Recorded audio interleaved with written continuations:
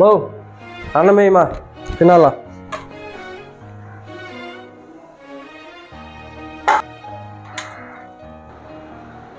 ఏరా ఈ ఇంటర్వ్యూ కూడా పోయిందా?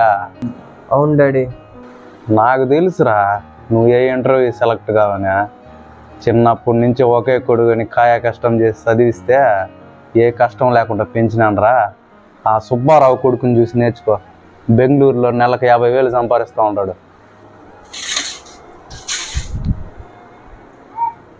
ఈ రోషానికి ఏం తక్కువలే.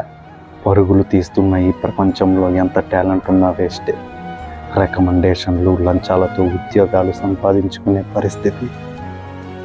ఈ ప్రపంచంలో మనల్ని మనం నమ్ముకోవడం తప్ప వేరే మార్గం లేదు. అంతే సింపుల్. లైక్ చేయండి, షేర్ చేయండి, సబ్స్క్రైబ్ చేసుకోండి.